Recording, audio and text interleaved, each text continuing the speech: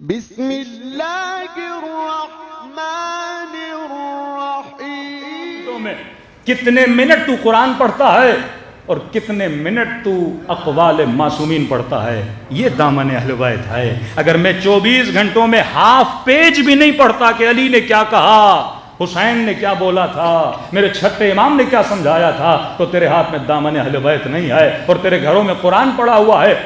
Half page بھی اگر تو ڈیلی نہیں پڑھتا تو یہ قرآن تجھے ہدایت نہیں دے گا.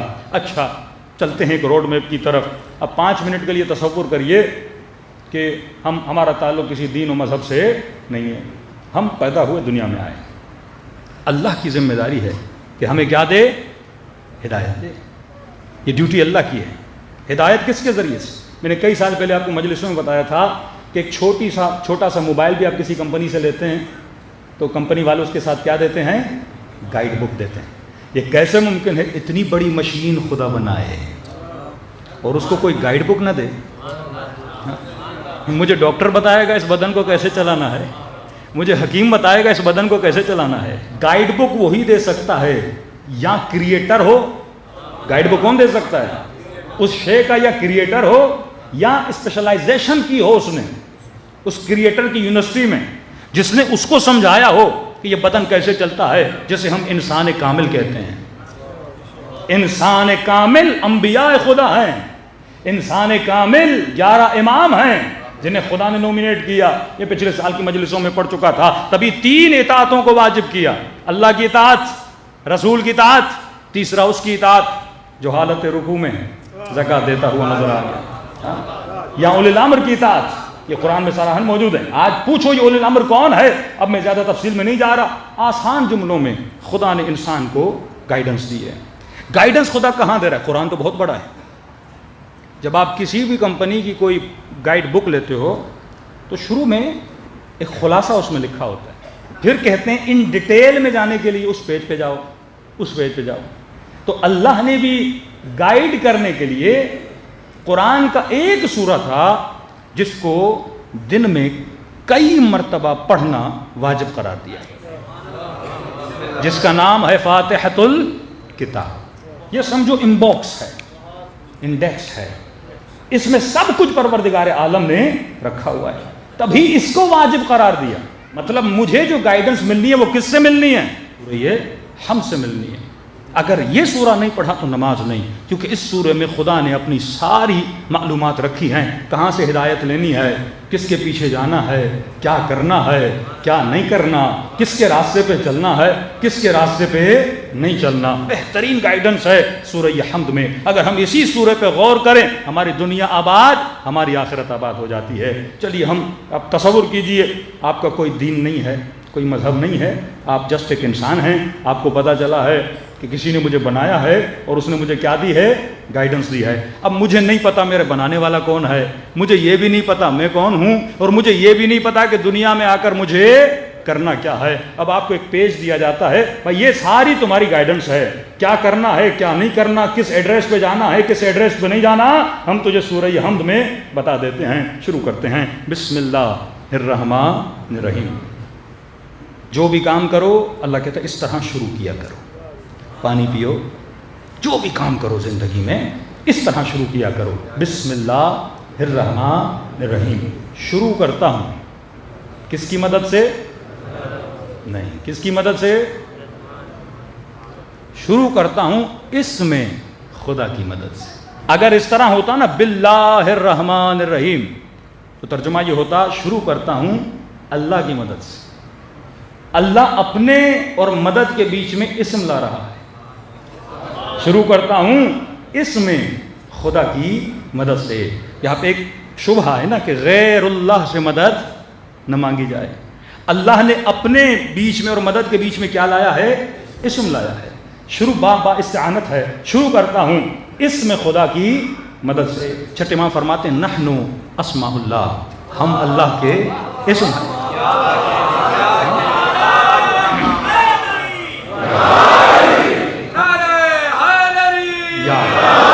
اب میں زیادہ حدیث میں اس لیے نہیں جا رہا کیونکہ مولوی بولے گا حدیثیں جھوٹی ہیں، بنی بنائی ہیں، لہٰذا میں اس میں نہیں جا رہا. قرآن میں رہیں گے، قرآن سے باہر نہیں نکلیں گے. شروع کرتا ہوں اس میں خدا کی مدد سے اتنا بس ثابت ہو گیا کہ اس میں خدا سے مدد مانگی جا سکتی ہے. اب یہ بات کی بحث ہے اس میں خدا کون ہے کون نہیں ہے، اس بحث میں ہم نہیں پڑھتے، لیکن یہ ثابت ہو گیا کہ اس میں خدا سے مدد مانگی جا سکتی ہے. اچھا شروع کرتا ہوں اس میں خدا کی مدد سے. کون خدا؟ مجھے کیا پتا، وہ خود اپنا تعارف کروائے گا. میں وہ اللہ ہوں جو رحمان ہے،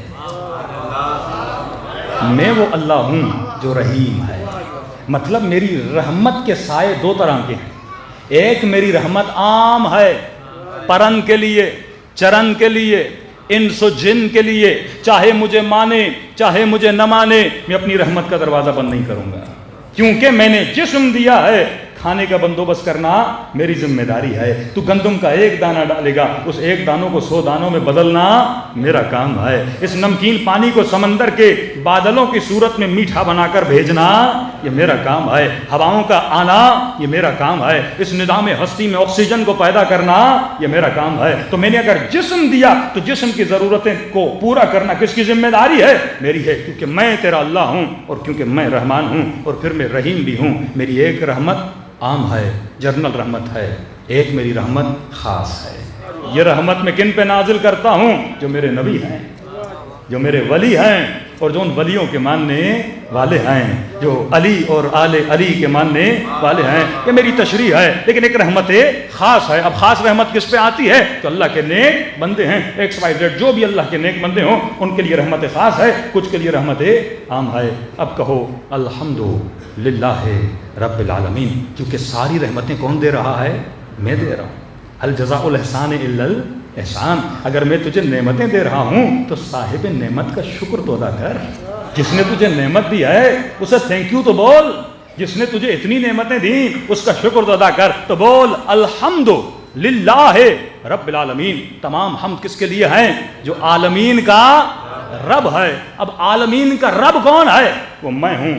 رب کا مطلب مدبر الامور. اس پورے عالم کو مینج کون کرتا ہے؟ میں کرتا ہوں. تدبیر کون کرتا ہے؟ میں کرتا ہوں. پورے عالم کو دیکھتا کون ہے؟ میں خدا دیکھتا ہوں. کیوں دیکھتا ہوں؟ رب العالمین ہوں. مطلب یہ دنیا جتنے بھی عوالم ہیں سب کا رب کون ہے؟ میں ہوں. اور رب کیوں ہوں؟ کیونکہ میں رحمان ہوں، کیونکہ میں رحیم ہوں. اگر میں رحمان نہ ہوتا کبھی تجھے پالتا نہ. اگر میں رحمان نہ ہوتا کبھی بارش نہ برساتا. اگر میں رحمان نہ تو میرا نافرمان ہے لیکن پھر بھی بارش برسا رہا ہوں، کیونکہ میرے اندر صفت رحمانیت ہے. اور اس صفت کی جھلک کو اگر دیکھنا ہے تو ماں کے وجود کو دیکھ لے. صفت رحمان کی جھلک دیکھنی ہے. اولاد کتنی بھی نافرمان ہو پر ماں کبھی بد دعا نہیں دیتی. دے بھی دے تو دل سے نہیں دیتی. ہاں یہ 9 مہینہ بیٹا بچہ ماں کو تکلیف دیتا ہے لیکن ماں اسے پالتی رہتی ہے. پیدا ہوتا ہے تو تکلیف دیتا ہے، پیدا ہونے کے بعد یہ ماں کو کچھ دیتا نہیں ہے، پھر اس کے سینے سے دودھ پیتا ہے. یہ صرف لے رہا ہے، یہ صرف لے رہا ہے اور وہ صرف دے رہی ہے، دیتی جاتی ہے. کیوں دیتی جاتی ہے؟ میرے مولا فرماتے ہیں اگر ماں کے دل میں صفت رحمت نہ ہوتی یہ کبھی بچے کو نہ پالتی. رحمت کی صفت ہے. ماں کبھی مظہر خدا بن جاتی ہے. اس صفت رحمت میں کتنے گناہ کرتے ہیں بندے، لیکن کہتا ہے میرے گنہگار بندے میرے در پہ آ جا، ایک بار بس مجھے کہہ دے اے خدا مجھے بخش دے، میں تیرے سارے گناہوں کو بخش دیتا ہوں. ماں کے اندر رحمت ہے لیکن میری رحمت کا چھوٹا سا حصہ ہے، لیکن اللہ کی رحمت ہزاروں ماؤں کی رحمتوں سے بھی زیادہ ہے.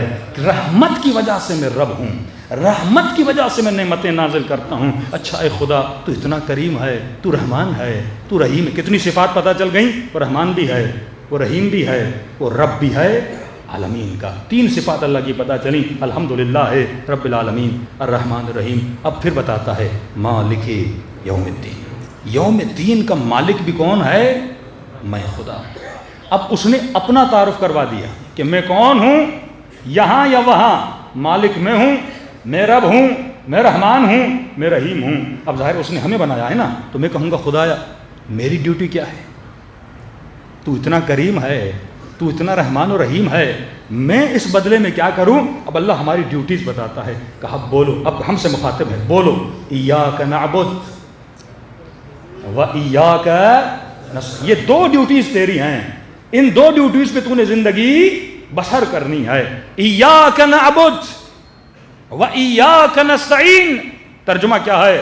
اے خدا تیری ہی عبادت کرتا ہوں، تجھ ہی سے مدد مانگتا ہوں. یہاں پہ حسر ہے، یہ بھی بول سکتے تھے نعبد ایاک نستعین ایاک، لیکن اس طرح نہیں بولا. اس کا ترجمہ یہ ہوتا تیری عبادت کرتا ہوں، تجھ سے مدد مانگتا ہوں، لیکن اللہ نے اس کو محصور کیا، تیری ہی عبادت کرتا ہوں، تجھ ہی سے مدد مانگتا ہوں. مطلب تیرے علاوہ کسی کی عبادت نہیں کر سکتا، مطلب تیرے علاوہ کسی اور سے مدد نہیں مانگ سکتا.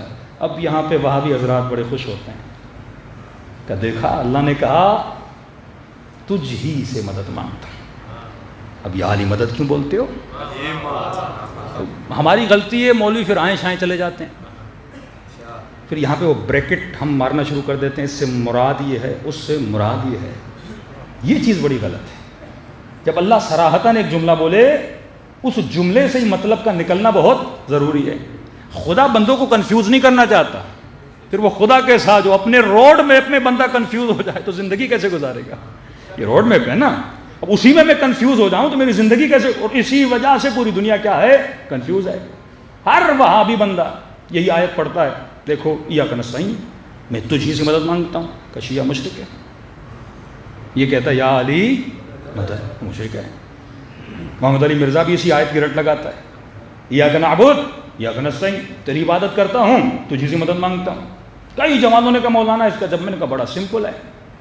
اگر ترجمے پہ چلو گے، ایک بات جب سورہ حمد کا ترجمہ کرو کسی بھی برادر کے سامنے، مسلم کے سامنے، تو اس کو سورہ حمد سے باہر جانے نہ دو. بولو یہی سورہ ہے جو ریپیٹڈلی پڑھنا واجب ہے. اگر باہر کی کوئی آیت آنی ہوتی تو اللہ اس کو بھی کیا کرتا؟ واجب کرتا. تو جواب اسی صورت میں دینا اللہ پر کیا ہے؟ واجب ہے. چلو ہم ترجمہ کرتے ہیں، خدا تیری ہی عبادت کرتا ہوں. یہاں تک تو سارے متفق ہیں کہ ہم سارے اللہ کی ہی عبادت کرتے ہیں. کوئی ہے جو خدا کے علاوہ کسی کی عبادت کرے؟ نہیں. ہر بندہ کس کی عبادت کرتا ہے؟ اللہ کی عبادت کرتا ہے. دوسری آیت میں تھوڑا بہت مومنین کنفیوز ہو جاتے ہیں کہ اے خدا میں تجھ ہی سے مدد مانگتا ہوں. جب بول دیا نا تجھ ہی سے مدد مانگتا ہوں، تو اب ایک سوال کھڑا ہوتا ہے، کس چیز میں؟ سوال ہے نا، اے خدا میں تجھ ہی سے مدد مانگتا ہوں، کس چیز میں؟ اگر جواب یہ ملے گا ہر چیز میں تجھ ہی سے مدد مانگتا ہوں، پھر یا ڈاکٹر مدد نہ بولا کرو، امی مدد نہ بولا کرو، ابا مدد نہ بولا کرو، گھر بنانے کے لیے انجینئر نہ منگوایا کرو، ہاں روٹی کے لیے دکاندار سے روٹی نہ لایا کرو. مدد ہی تو ہم مانگ رہے ہیں نا. پھر مفتیوں اور مولویوں کو یوٹیوب چینلز بند کرنے چاہیے. آج تمہاری یوٹیوب چینل مدد کر رہا ہے نا. کس کو کون جانتا تھا؟ گھر میں بیٹھ کے آپ نے 2-2 ملین سبسکرائبر بنا دیے، کس سے مدد لے رہے ہیں؟ میں ان چیزوں کا منکر نہیں ہوں، لیکن ایک سوال کھڑا کر رہا ہوں کہ جب آپ بولتے ہیں نا ایاک نستعین، اے خدا میں تجھ ہی سے مدد مانگتا ہوں، سوال ہے کس چیز میں تجھ سے مدد مانگتا ہوں؟ یہ واضح ہونا چاہیے نا، میں کس چیز میں تجھ سے مدد مانگتا ہوں. اگر یہ بولیں گے ہر شے میں تجھ ہی سے مدد مانگتا ہوں، مطلب روزگار کے لیے باہر نہیں جانا، گھر بیٹھ کے بولوں یا اللہ مدد کھانا پہنچا دے، بندہ بیمار ہو جائے یا اللہ مدد مجھے ٹھیک کر دے، کیونکہ تو نہیں کہا میں تجھ ہی سے مدد مانگتا ہوں. اب نہ ڈاکٹر کے پاس جاؤں گا، نہ گاڑی کی مدد لوں گا، نہ موبائل کی مدد لوں گا، نہ کسی بندے کی مدد لوں گا، نہ ماں باپ کی مدد لوں گا. اور کیسے ممکن ہے اگر آپ نے یہ بول دیا بچہ جب پیدا ہوتا ہے ماں مدد نہ کرے تو بچہ مر جائے، ڈاکٹر مدد نہ کرے تو ماں مر جائے. ہم کریں تو کیسے کریں؟ اگر گھر بنانا میں اکیلا کیسے بناؤں گا؟ مزدوروں کو بلانا پڑے گا. ہم ان عالم اسباب میں اسباب کے محتاج ہیں، کیونکہ خدا نے ہمیں اسباب کا محتاج بنایا. تو اس ترجمے کو کیسے آپ ڈیفائن کرو گے؟ اگر یہ بولو گے ہر شے میں تجھ سے مدد مانگتا ہوں تو یہ امپاسبل ہے. ہمارے شے میں خدا سے مدد طلب نہیں کر سکتے. کئی اسباب میں آپ کو خود آگے بڑھنا پڑتا ہے. اللہ کی آواز آئے گی، اے میرے بندے میں نے جواب اسی میں دیا ہے، ذرا پہلے جملے پہ تو غور کرو. لا مفتی کا یہ ہے کہ اسے ڈاکٹر پہ ایشو نہیں آتا، انجینئر پہ ایشو نہیں آتا، حکیم پہ ایشو نہیں آتا، مسئلہ اس کا علی کے ساتھ ہے.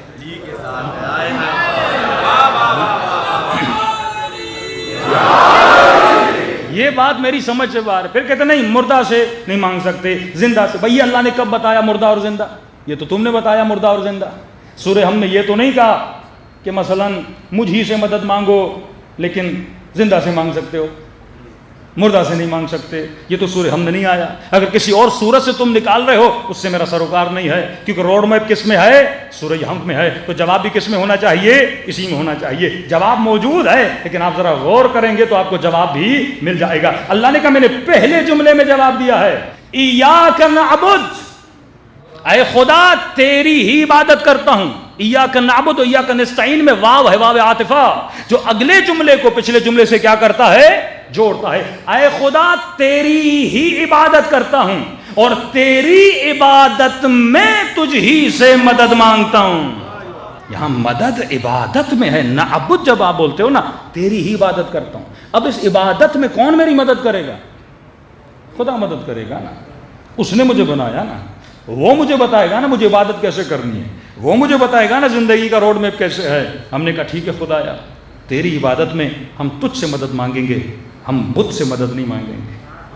تیری عبادت میں ہم کسی کے پاس نہیں جائیں گے، تجھ ہی سے، جو تو بتائے گا اسی راستے پہ ہم چلیں گے، جو طریقہ تو بتائے گا وہی طریقہ ہم اختیار کریں گے، جس کے لیے تو بولے گا اسی کے در پہ ہم جائیں گے، جو تو بتائے اسی در پہ ہم چلیں گے۔ اب اللہ نے کہا بولو، اب میں راستہ بتا رہا ہوں کہ میں کس طرح تیری مدد کرتا ہوں، میری مدد کس طرح تمہیں حاصل ہوگی، میری عبادت میں مدد کیسے ملے گی۔ کہ بولو اہدنا الصراط المستقیم، اے خدا ہدایت دے، کس پر؟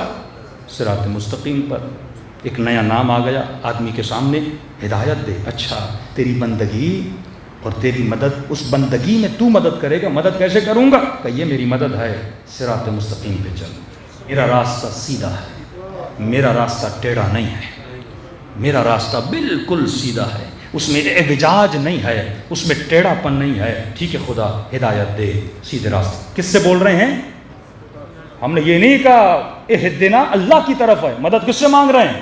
اللہ سے مانگ رہے ہیں نا، غیر اللہ کو نہیں بول رہے اہدنا، اللہ کو بول رہے ہیں اہدنا، ہمیں ہدایت دے، کس پر؟ صراط مستقیم پر۔ کیا ہے یہ صراط مستقیم؟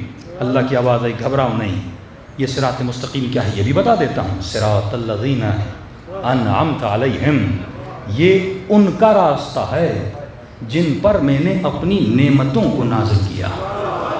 کلیئر خدا نے راستہ بتایا، کنفیوژن سے انسان کو نکالنے کے لیے۔ میرا راستہ سیدھا ہے، اے خدا مجھے کیسے پتا چلے؟ کوئی فٹ تو بتانا کہ جس کو دیکھ کے میں راستے پہ چلوں۔ بھائی ایک ٹیشو پیپر بھی بنتا ہے نا، پہلے اس کا نقشہ ہونا ضروری ہے۔ مجھے نقشہ تو بتانا، میں کس کو دیکھ کے چلوں، مجھے راستے کا کیسے پتا چلے؟ کا نشانی بتا دیتا ہوں۔ اگر صراط مستقیم کو پہچاننا ہے، یہ ان کا راستہ ہے جن پر میں نے اپنی نعمتوں کو نازل کیا۔ اب یہاں پہ برادران محترم ایک جمپ مارتے ہیں، اور آپ نے یہ جمپ مارنے دینا نہیں ہے، یہاں سے پوری گیم آپ کی خراب ہو جائے گی، پورا نقشہ خراب کر دیتے ہیں۔ لیکن اللہ کی ساری اوپر سے لے کے نیچے تک جو زحمت ہے نا بندے کو سمجھانے کی، وہ خراب کر دیتے ہیں۔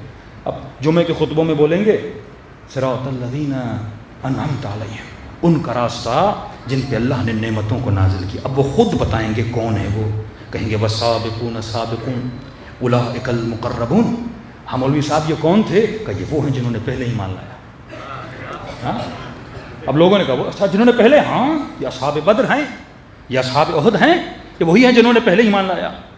آج تک کوئی شیعہ عالم اس کا انکاری نہیں ہے کہ جنہوں نے پہلے ایمان لایا ان پہ اللہ کی نعمتیں نہیں تھیں، سب پہ اللہ کی نعمتیں تھیں۔ لیکن میرا سوال یہ، اگر یہیں پہ رک جاؤ گے نا اپنی تفسیر کرنے، اللہ سے پوچھو نا اپنی تفسیر کیوں کر رہے ہو؟ اگر بات یہ جن پہ میں نے اپنی نعمتیں نازل کی ان کا راستہ ہے، تو ایک مکھی پر بھی تو اللہ کی نعمت ہے کہ نہیں؟ اس مجمع میں کون سا وہ بندہ ہے جو یہ بولے مجھ پہ اللہ کی نعمت نہیں ہے؟ ہر وجود جسے خدا نے خلق کیا ہے اس پہ اللہ کی نعمت ہے۔ اب میں یہاں پہ رک جاؤں، اچھا صراط الذین انعمت علیہم جس پہ میں نے اپنی نعمتیں نازل کی، یہ بولے گا مولانا مجھ پہ اللہ کی نعمت ہے، مجھے انسان بنایا ہے، اس کے راستے پہ چلوں، اس کے راستے پہ چلوں۔ کروڑوں لوگ ہیں جن پہ اللہ کی نعمت ہے، انسانوں سے لے کے حیوانوں تک، حیوانوں سے لے کے حشرات تک، حشرات سے لے کے درختوں تک، کروڑوں اللہ کی آبادی، کوئی بندہ، کوئی وجود، کوئی جماعت، کوئی نبات ایسا نہیں ہے جس پہ اللہ کی نعمت نہیں ہے۔ تو خدا کیا میں کس کے راستے پہ چلوں؟ اللہ کی آواز ہے کہ گھبراتے کیوں ہو؟ جواب میں نے سورہ حمد میں دیا ہے، صراط الذین انعمت علیہم، یہ وہ ہیں جن پہ میں نے اپنی نعمتوں کو نازل کیا. خدارا مسلمان کے لیے خدا نے اتنی کلیئر تفسیر بتا دی ہے, اگر پھر بھی اسے ہدایت نہ ملے, یہ تعصب بار اس کا نصیب ہے کہ اسے ہدایت نہیں مل رہی. کہا صراط الذین انعمت علیہم, یہ وہ ہیں جن پہ میں نے اپنی نعمتیں نازل کی. خدایا صفت تو بتا, نشانی تو بتا, علامت تو بتا. یہاں ہزاروں نعمت والے ہیں, میں کس نعمت والے کے پیچھے چلوں کہ جس میں یہ دو صفات ہوں, صراط الذین انعمت علیہم غیر المغضوب علیہم, یہ وہ ہیں جن پہ میں کبھی غضبناک نہیں ہوا.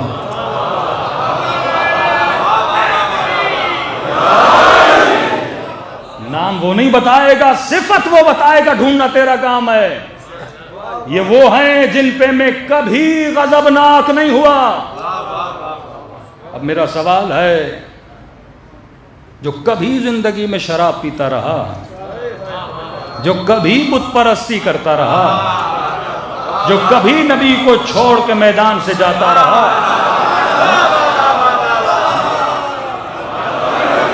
کسی نے کہا اللہ نے معاف کر دیا. ہاں, سورہ حدید میں اللہ نے مسلمانوں کی غلطیوں کو معاف کیا, ہم نہیں کہتے معاف نہیں کیا, لیکن جب انہوں نے یہ ایکٹ انجام دیا تھا اس وقت وہ غضبناک تھا کہ نہیں؟ نبی کا دانت مبارک ٹوٹ رہا تھا, ٹوٹی ہوئی تلوار سے علی اور چند اصحاب نبی کا دفاع کر رہے تھے, اور مسلمان غنیمت کے مال کے پیچھے تھے. ہاں یہ صحیح ہے, یہ سابقون سابقون ہیں, کلمہ پڑھا تھا, لیکن کبھی کبھی غلطیاں بھی تو کرتے تھے نا, اللہ معاف کر دیتا تھا. لیکن جب غلطی کی تھی تب وہ غضبناک ہوا کہ نہیں؟ کہا انعمت علیہم, وہ ہیں جن پہ میں کبھی غضبناک نہیں ہوا. شاید اس ایک صفت میں وہ کسی نہ کسی کو بچا لیں, لیکن اللہ نے جب دوسری صفت بتائی اس سے کوئی بچ نہیں سکتا. کہا ان کے اندر دو صفت ہیں, انعمت علیہم, پہلی صفت یہ ہے جن پہ میں نے اپنی نعمتوں کو نازل کیا کہ میں ان پہ کبھی غضبناک نہیں ہوا, اور وہ بھی کبھی گمراہ نہیں رہے.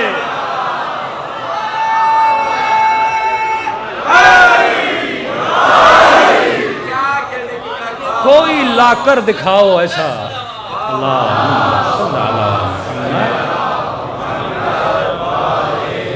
ساری امت اس پہ گواہ ہے. کوئی 40 سال میں ایمان لایا, کوئی 50 سال میں ایمان لایا, کوئی 60 سال میں ایمان لایا, کوئی بھی ایسا نہیں تھا جو پہلے گمراہ نہ رہ چکا.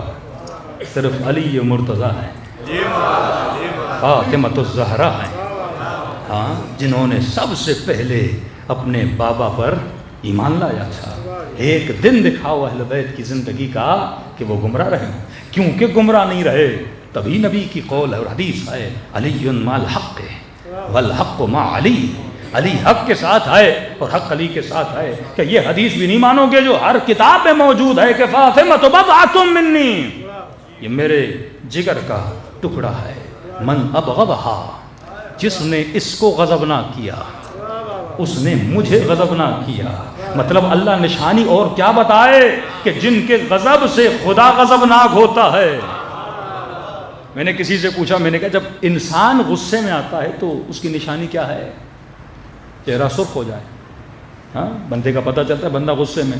میں نے کہا اللہ تو چہرہ رکھتا نہیں,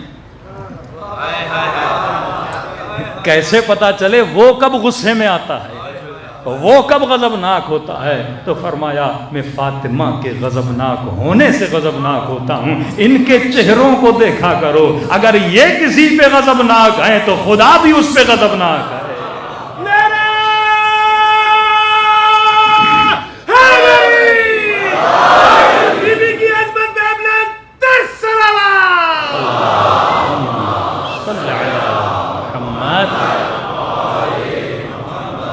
آج مسلمان صرف بیٹھ جائے اور فضائل اہل بیت میں جو نبی نے حدیثیں بولی ان کو جمع کرنا شروع کرے. کچھ تو تھا نا آل رسول کے لیے جس کے بارے میں اتنی حدیثیں, اتنی فضیلتیں ہیں. مباہلہ میں اگر لے جا رہے ہیں, قرآن کی آیت ہے نا, اپنا نفس بنا کے علی کو لے جا رہے ہیں, بیٹیوں کی جگہ پہ فاطمہ کو لے جا رہے ہیں, بیٹوں کی جگہ پہ حسن و حسین کو لے جا رہے ہیں. اتنی معرفت تو تھی نا اس زمانے کے مسیحیوں کو, جب انہوں نے یہ چہرے دیکھے کہ ہم مباہلے پہ نہیں آئیں گے, یہ ایسے پاک چہرے لے کر آئے ہیں. تو بہترین تفسیر خدا نے سورہ حمد میں بتا دی، روڈ میپ بتا دیا، انسان کے سارے مسائل کا حل قرآن میں موجود ہے، لیکن ضرورت اسی بات کی ہے کہ ہم قرآن پڑھیں، قرآن سمجھیں اور اس سے ہدایت لیں۔ ہم نہج البلاغہ پڑھیں، اقوال معصومین پڑھیں، وہ خزانے اہل بیت دے کر گئے واللہ۔ صرف صحیفہ سجادیہ پہ کئی اشرے ہو سکتے ہیں، دعائے مکارم الاخلاق پہ کئی اشرے ہو سکتے ہیں۔ امام جعفر صادق کا رسالہ حقوق ہے، صلوات پڑھیں۔